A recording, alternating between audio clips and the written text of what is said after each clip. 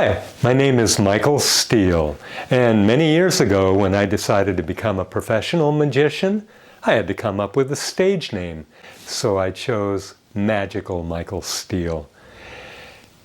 This is a variety show, which means that in addition to magic, we also have yo-yo tricks, juggling, and music. So sit back and take this as a personal show just for you. Normally I would have lots of people out in the audience, but just imagine that you're the assistant for each of the tricks that I do. So people say, oh, I hear you're a magician. Do you have a card? And they're asking me for my business card for my contact information. Well, here's what I do. I pull out these 3 cards and say, see the red 9 in between the 2 black 7s? Pull it out and look at it. So they pull out the card and it turns into my business card. My card is a card. So that's the first step of this. Of course, I have to show there are 2 cards left in my hand. And then I say, well, if you're looking for the card and this happens, don't worry about a thing. When you need it, it'll reappear. All right, now I also like to make sure that the kids in my audience understand the different kinds of illusions that magicians do. Now, the word illusion means it's not what it looks like, really. For example, an optical illusion is where you can do something like this. A pencil looks like it's rubber, even though it's an actual regular pencil, if you do it right. Another version of that is done with this huge penny. Whoa, let's flip it right. Yeah, it's obviously a metal penny. Metal doesn't bend, but it sure looks like it.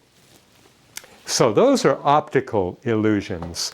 Now the kind of illusions magicians do, especially close-up sleight-of-hand magicians like myself, look like this. Now, this is a big coin, a silver dollar, the way that they made them a long time ago. This one is from 1922. So, watch this. They used to make them big, because you could buy a lot with them back in the old days. Nowadays, they're worth about $0.25. Inflation. So now, I'd like to show you another little pocket trick, done with a chain and a ring. Now, if I put the ring around the chain and drop the ring, it's clear, logic tells us it'll drop to the floor like that. Well, that's logic, where your mind figures things out. With a touch of magic, something different happens. The mysteries of magic.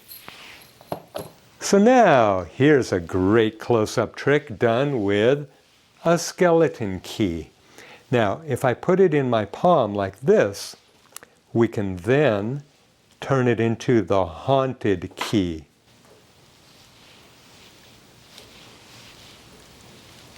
There. These are all sleight of hand illusions. Don't always believe everything you see. See all the colors on this black stick? Pink, blue, green, white, red, light blue. Other side? Same colors going that way. So I would usually ask an audience member to call out a number between 1 and 6. So let's just say they said 4. So I would go 1, 2, 3, 4. We land on white this time. And the other side turns white. Then I hand the stick out for people to examine and make sure that there's nothing tricky in the stick. You can't change it back. And then I show colors on that side, white on this side. With the magic touch, that's when you can get rid of the colors on both sides. But then they say, well, can you make it turn back? I say, well, let's try. Blow the colors back and blow your minds in the process.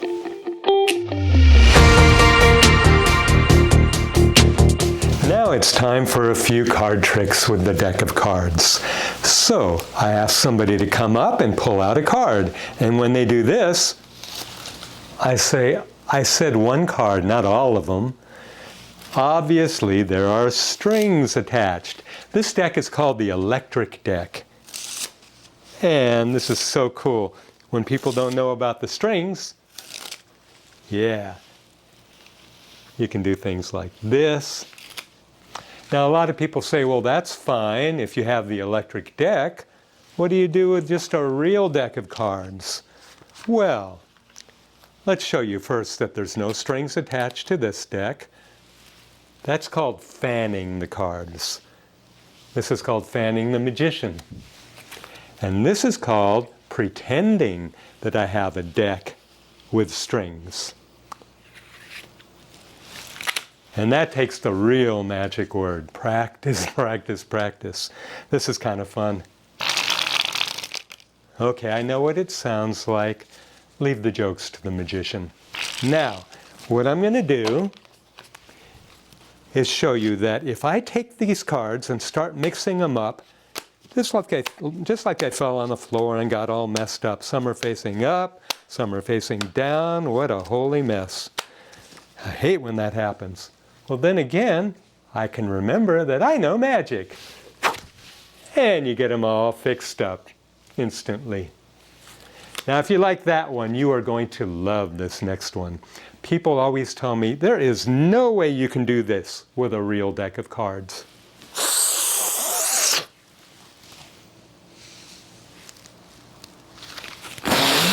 Oh, I thought I was going to swallow one that time. So, the power of illusion. You don't need a fake deck to do things like that. Now, of course, things are going to be different in this show because there's no audience and no assistants to come up. So I'm going to have to kind of explain what I normally do. So for this next one, it's a mind reading act.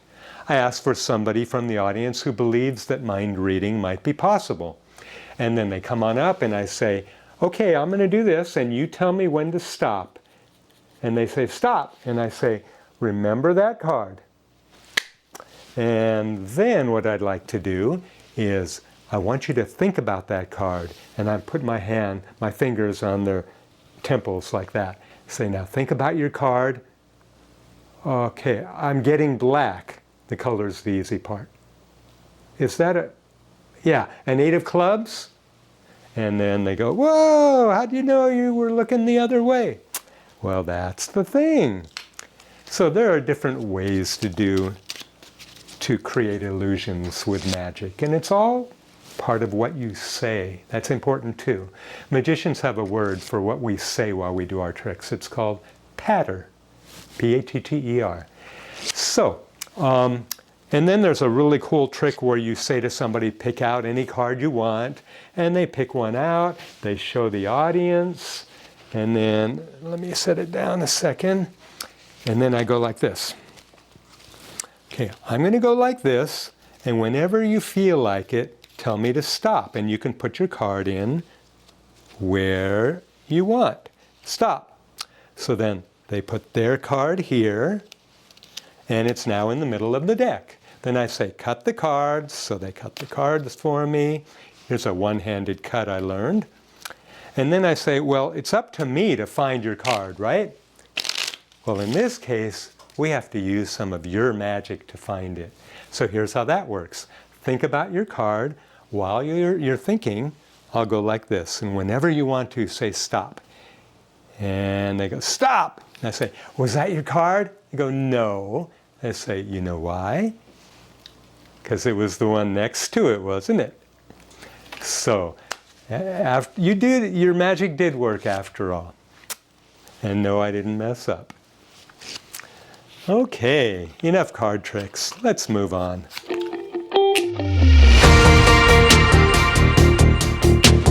This rope trick is done with 3 different length ropes. A short, a medium, and a long. So, what you do first, you drape the ropes over your hand like this. Take the short rope, make it even with those 3 there. Do the same thing with the medium on this side, and then the long. Now, of course, anybody could line up these ends. The magic comes when you end up with them all lined up on both ends. because we now have 3 medium-sized ropes, as you can plainly see. 1, 2, and a third. So once you show these 3 medium ropes, the next step is restoring them to the way they started. To do that, I need a little bit of magic dust. Yep, there's some. Now, if you could see that, you're crazier than I am. But what do we have? A medium, like you probably expected, but now a short and a long once again.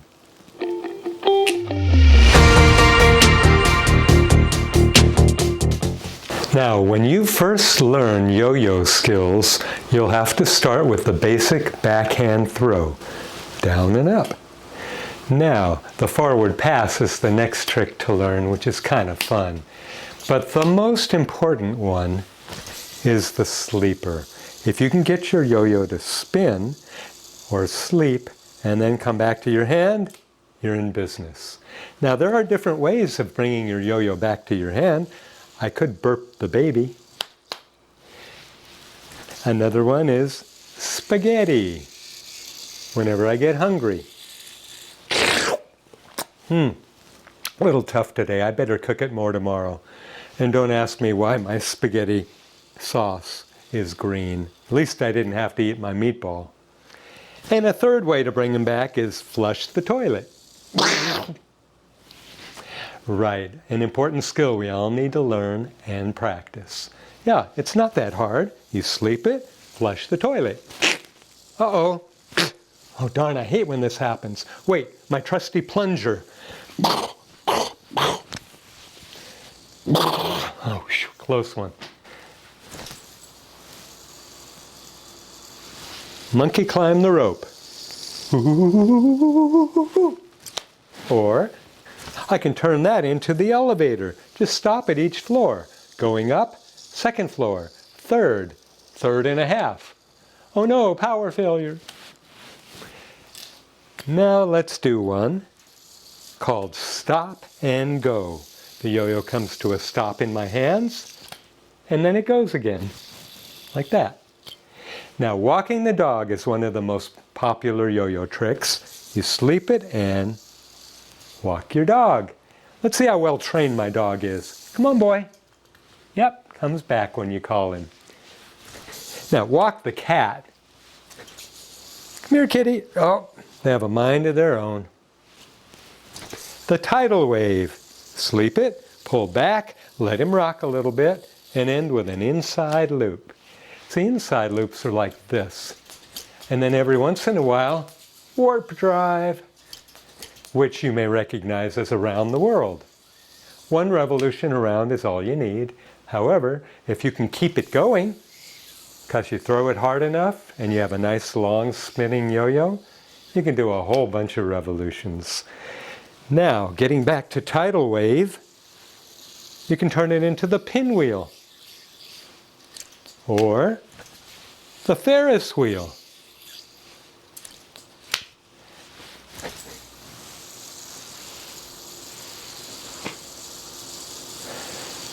I'm so glad yo-yos sleep so long nowadays. Gives you time to complete your tricks.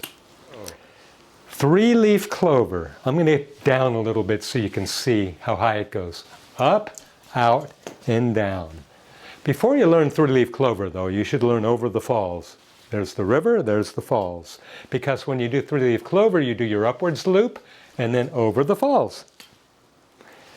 Around the corner looks like this. Come on, boy.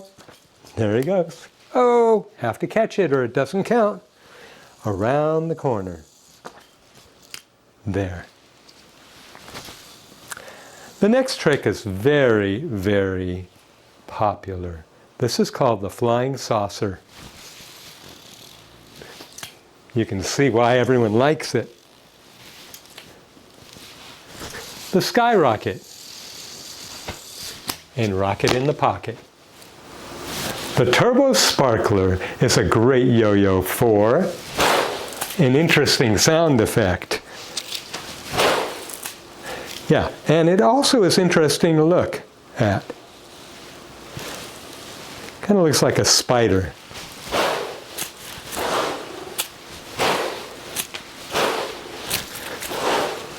Problem is it doesn't sleep, so can't do many tricks if you don't have a yo-yo that sleeps. This next trick I do with this yo-yo to surprise people in the audience with a super long string. It's fun to do right over their heads. They say, "Hey, you almost hit me." And I go, "I know. The word almost is very important in the world of yo-yos because I've almost hit thousands of kids, but I've never hit one yet, accidentally." Okay, moving on to my freehand style yo-yo. And this is a trick that many people have been waiting to see. Rock the baby in the cradle. Now I have a choice. I could drop my baby, but some people don't appreciate when you drop babies. Here's a baby who likes to just fly around. Now let's do the baby who needs glasses. Having trouble seeing your cradle, baby? Then the dizzy baby. Oh, I guess somebody twirled him around one too many times. Or you can even rock your baby on the launch pad. And after you rock it, you launch him around the corner. My next trick is the most dangerous. I have to get down way low because it goes way high. And it's called shoot for the moon. Whoa, not shoot for the face. I do have to be prepared to duck. Like that. Let's see if I can keep it going. 1, 2, 3, 4, 5. That's a little better. Now we're going to do a trick that starts with the most basic version, the breakaway. It sleeps in the air, then comes back.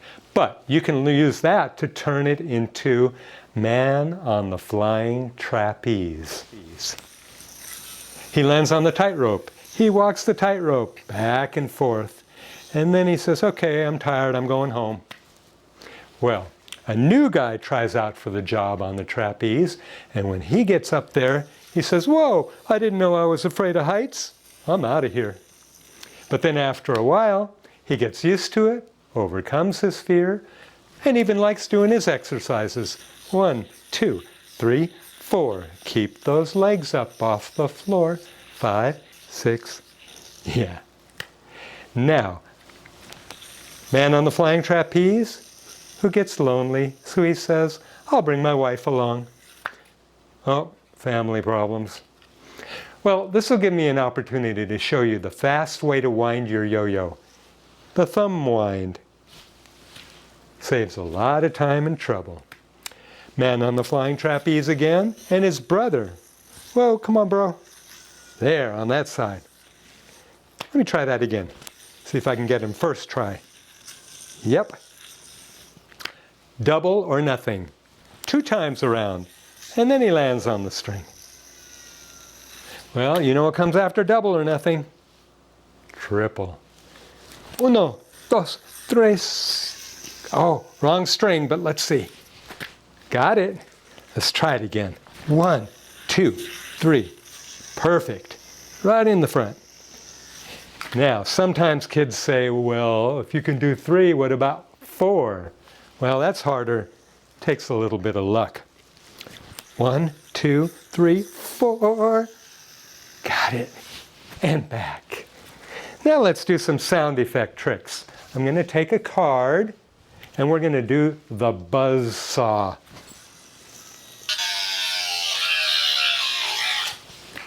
And then there's the rattlesnake. Well, excuse you. And the shotgun. Oh, don't worry. This guy's tough enough. He can take it. Now, here's what you really do when you do the shotgun. You hide this yo-yo in your hand. You sleep it. Raise it up. And be prepared. Oh, I'm sorry, Superman. I don't think he likes me anymore. Now he's chasing me.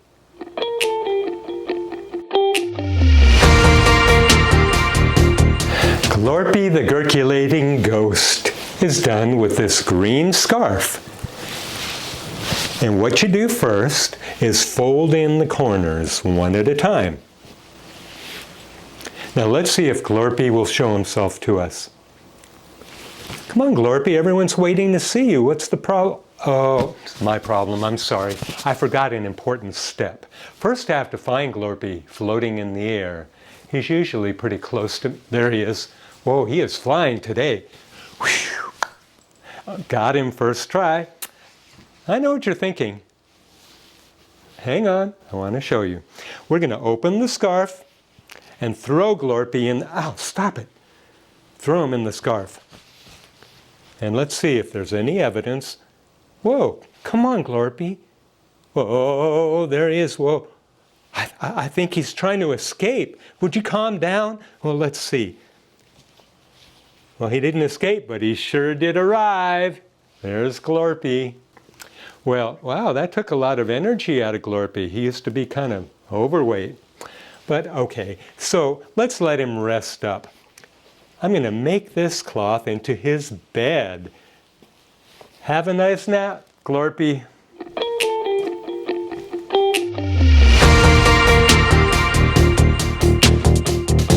You know, there are some tricks where you just need to have an assistant, a real person. So I'm going to call up, like I said, my cameraman is Cliff.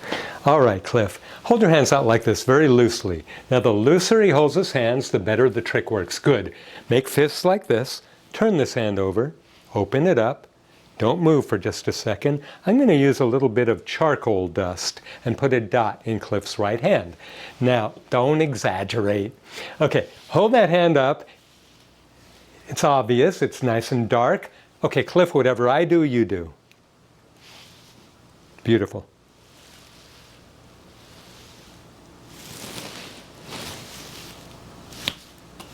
Open that hand again. We'll wipe the dust away. Look in your other hand. What? Show the audience. Whoa.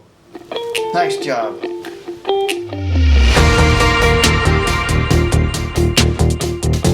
The sidewalk shuffle is a card trick done with these 4 giant cards. Now, these 3 don't have anything on them, so we'll call them blank cards. This one has an ace of clubs, so let's call it the ace of clubs. So I want you to keep your eyes on the ace wherever I put it. Now I'm going to move slowly. You should be able to keep up just fine. We'll start out by putting one of the blank cards on the table, and then we'll place the ace in the middle between the 2 blanks. So let me show you what I have in my hand, one card at a time. On top is a blank. Here, you tell me, what's in the middle? Right, the ace. And on the bottom is the other blank. Now, if I ask the average audience, where's the ace? What do they say? Right, in the middle. But that would be too obvious. Now, some people say, well, then it must be on top. Well, let's see. We have 1 blank, 2 blanks, and a 3rd blank, because it's on top, all right, on top of my table. Now, just in case you didn't catch me, this is one of those rare magic illusions where the magician is allowed to give away a secret. I'm going to show you how I fooled you a second ago, so watch really closely. We'll put the ace on top, just like before, blank card on the table, and if you think maybe I already tricked you, nope, there's the ace in the middle where it belongs. But here's what I did do last time. If you'll remember, I said the top card is blank. Then you all knew that the middle card was the ace. So far, so good. Well, while everybody was busy looking at the ace in this hand, that's when I lined up these 2 cards so they look like only 1 card. And I picked them up at the same time while I said, and the bottom card is blank. But look, I'm going to show you. There's actually 2 cards there. And that's why the ace is no longer in the middle. But I hear you thinking, you're probably saying, well, that's fine, Michael, but how in the heck did you get that ace onto the table? Well, another way to do it is to take this ace and knock it like this. There it goes, until it transfers to the card on the table. You didn't think I'd tell you everything, did you? But hang on, the best part of the sidewalk shuffle is coming up. So, is this the ace? Yeah, it's the ace. I'm not that good. So if that's the ace, this has to be blank.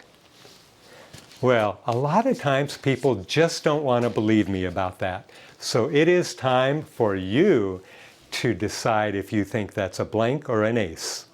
So if you think it is blank, like I said, raise your hand now. Okay, just a few. If you think it's an ace, raise your hand. Yep, the majority of my audience usually thinks it is an ace. Well, it just shows to go you. The majority can be wrong.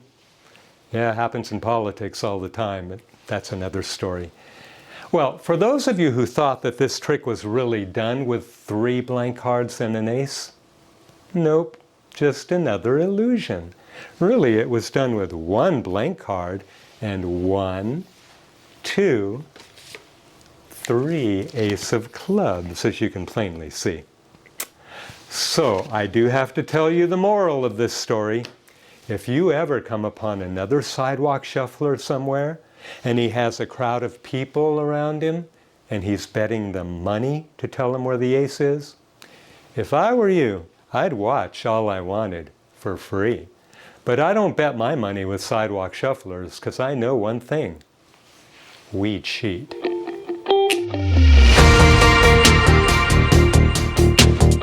The basic 3-ball juggle is called the cascade. It looks like this, or you can do it from the outside.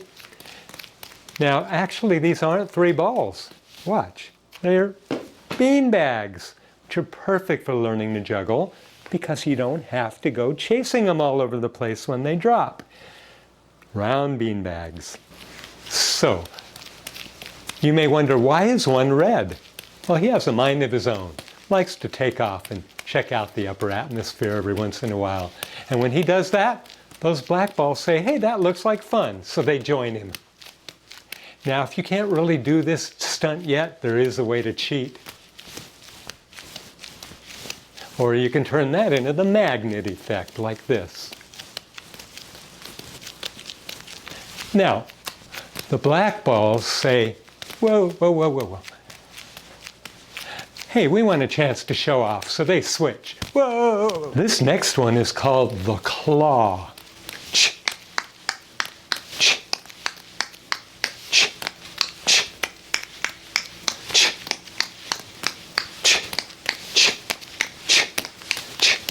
This last one is called the shower. Now it starts high, and when it gets lower, it might look like more than 3 balls. All right, the final take. This next one is called a game of tennis.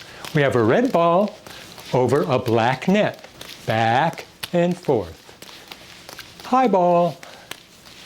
And now under the ground shot. Yeah, and now the behind the back, this is really hard. Hope I can get it.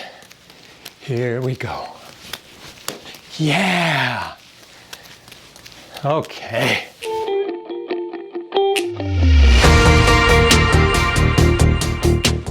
Now it's time for Name That Tune with my flute. Now, normally with an audience, we have a contest, and the winner of the game gets to come up and help with a magic trick, which I'll show you in a bit. But for now, since it's just you and me, or whoever else is in your house, if you want to get them and have a contest at home, that'd be fine. So here's how it works. I'll start playing a song. If you recognize the name of it, be the first person to call it out. And whoever gets it first gets a point. And we'll play about 15 songs for this and see what you think. So here's the first one.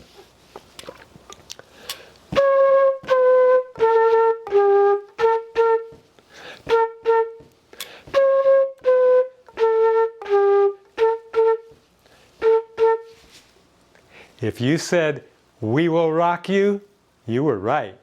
And when a kid calls that out from the audience, I usually like to say, "Yes, we will rock you, even with a flute."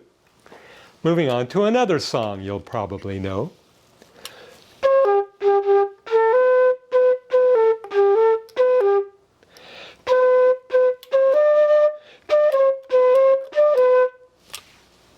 Itsy Bitsy Spider. I'm sure some of you got that. And I have my list of songs so that I don't have to remember them all. Here's one I know.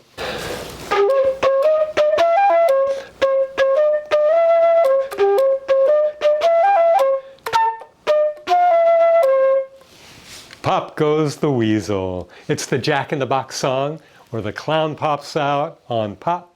Yeah. Okay, how about this one?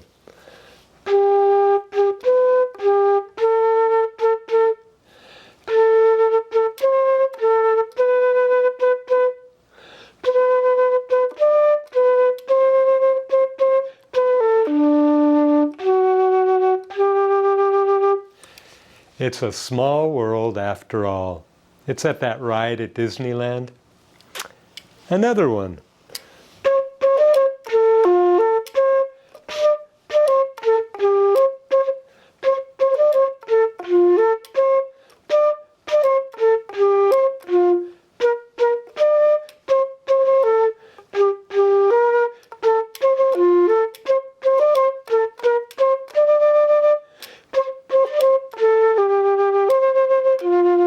It's a Christmas song. It's called Up on the Housetop or Rooftop. The next one.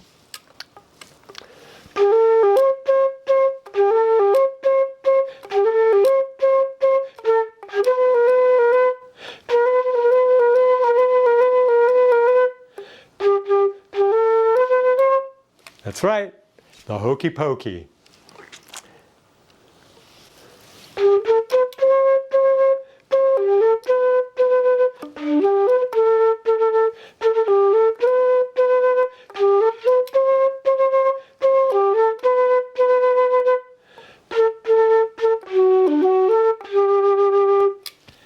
This land is your land. And at the beginning you might have thought, you are my sunshine? Not really. It sounds alike though. How about this one?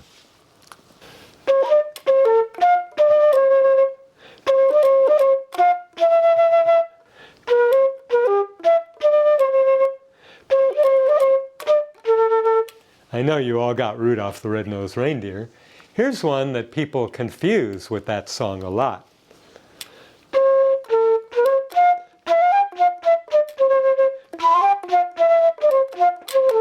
Yep, Frosty the Snowman. Okay, moving on, another few songs.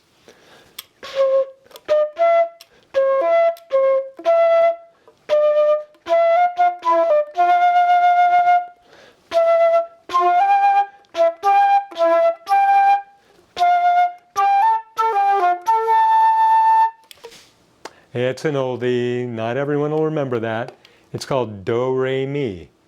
Do a deer, that one. Okay, how about this one?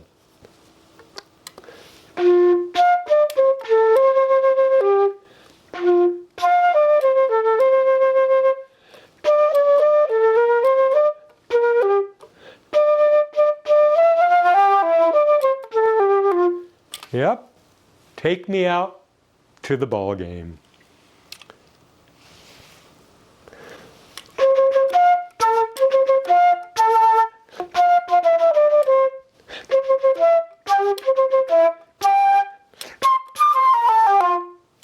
La Cucaracha, a Spanish song.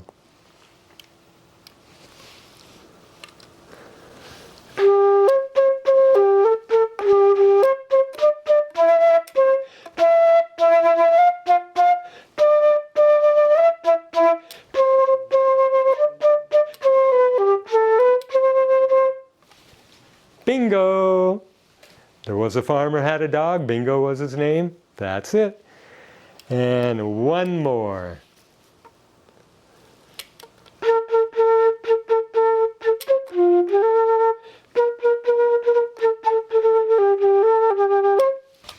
Jingle bells, of course, everyone got that. So, hope you enjoyed playing Name That Tune.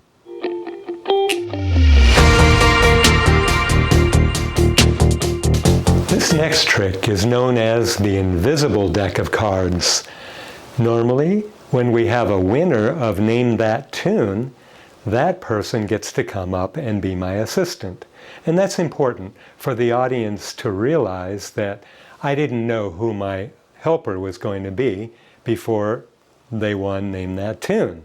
You'll see why that's important at the end of the trick. So, pretend you're the helper and you're coming up on stage and facing me across the table, and we're going to do this trick now. In my back pocket, I have an unusual deck of cards. We'll take them out of their pack, put the pack down there, shuffle up the cards, and now would you please cut them for me? Nicely done. Complete the cut. Take out any one of those cards, but don't let me see it. Now you can show the rest of the audience. I promise I won't look. Oh, and please don't drop it. It's really hard to find. Okay, now, don't let me see it. I'm going to close up my cards, turn them upside down, and open them up so you can see all the numbers and colors in the deck. And now, I want you to flip your card face down and put it in the opposite way from all of these, anywhere you want in the deck. Perfect. Close them up, shuffle them again, cut them one more time. Make sure there's no funny business here. Good. We'll take the cards, put them back in their pack, close them up, and put them in my back pocket once again. Now it's time to use my magic wand. This is a very useful device. In this case, I can take it and zap those invisible cards into reality. I know what you're thinking. You're thinking, those cards were in his back pocket the whole time. What a dumb trick. Well, you would only be half right, because actually, they were in my back pocket the whole time. That was just a dumb joke. But now we're going to see. Normally, I would ask the helper to tell the audience out loud the name of the card he saw in his hand a minute ago. So since we don't have an audience, and since the only other person in this room is my cameraman, we're going to ask Cliff to call out any card he'd like. Jack of spades. Jack of spades? No, Jack of clubs. Whichever. Jack of clubs will work. Okay, let's look through the deck, because this may be our lucky day. And hopefully there'll be a card facing, hey, there is one! And then I have the helper reach in, pull out that card facing the other way, and show the audience that it is the Jack of clubs. And that is the invisible deck.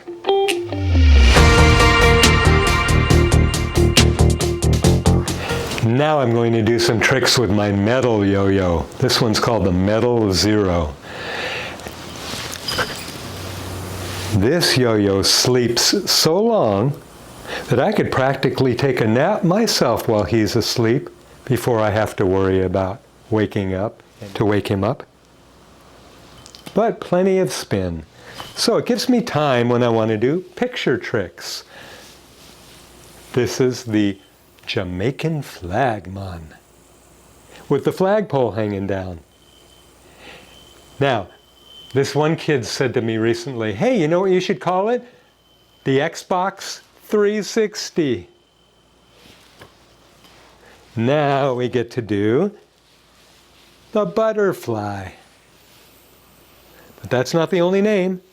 Hair bow, four eyes, mustaches, bow tie.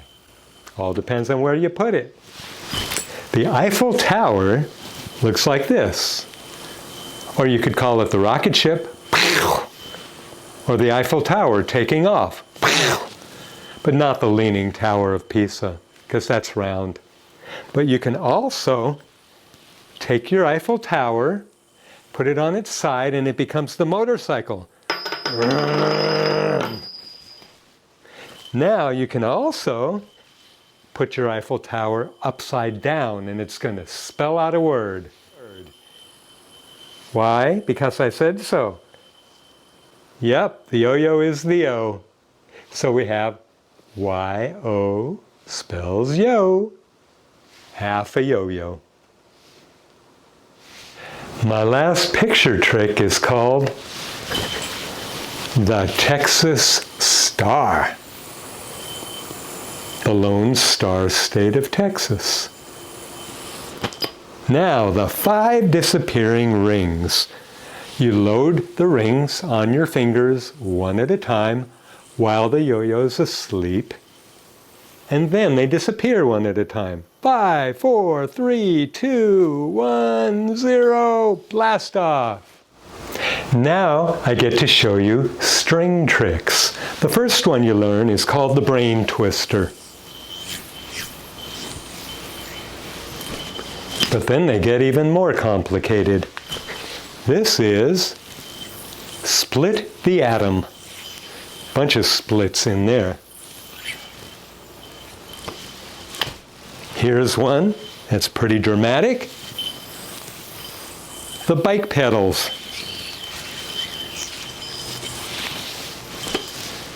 And this next one was actually invented by one of my yo-yo students when he was only 10 years old. He calls it Wacky Land.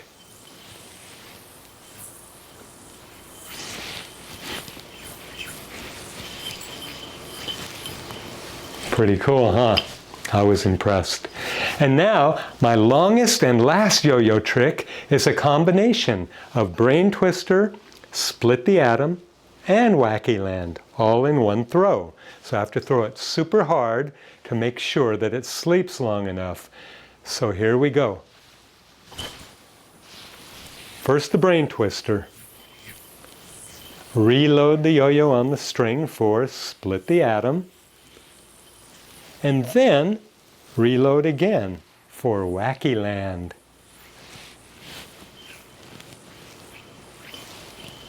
And all the way home.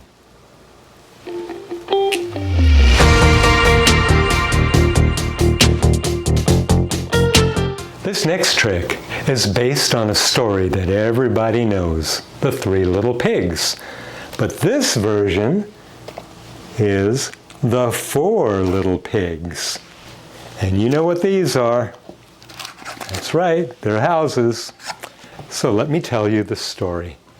The first pig built his house out of cardboard. I don't know what he was thinking. Second pig, a little bit stronger, straw. Third pig was getting some brains. He made his house out of wood. The fourth pig, she was the smartest. She used bricks. Why did I say she? So all the girls and ladies in the audience will smile at me. Never fails. It's okay, guys, we can take it. The wolf came to the first pig's house. You know the story. The pig wasn't going to let the wolf in.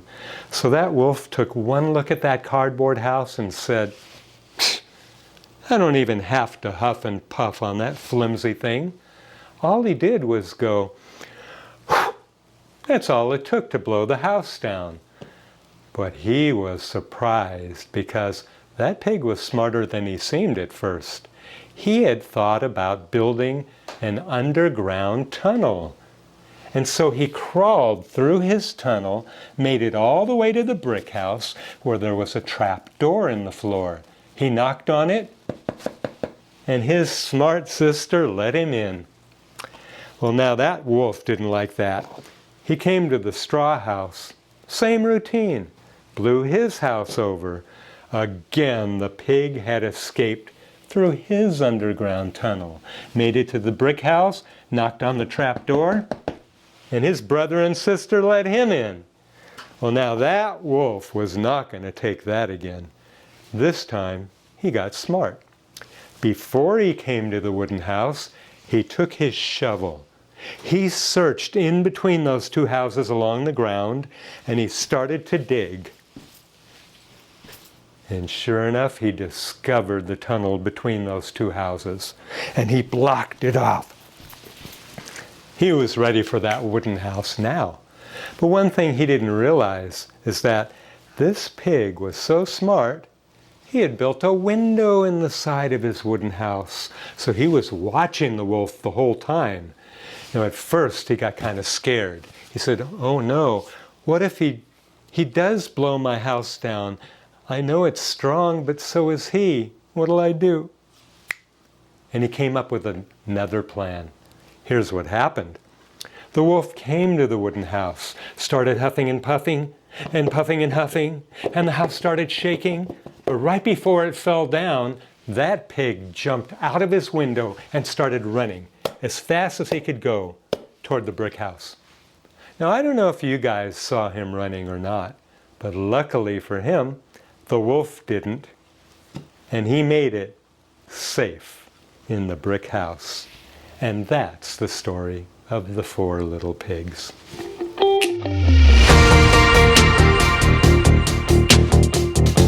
Now, I'm sure you've heard the saying, save the best for last.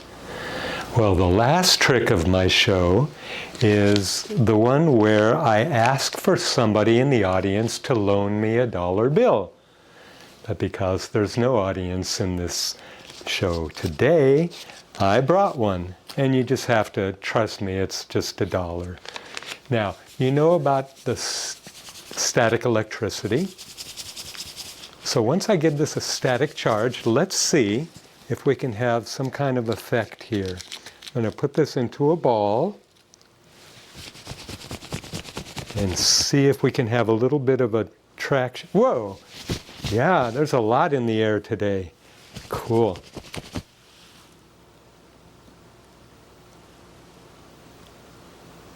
The floating dollar bill.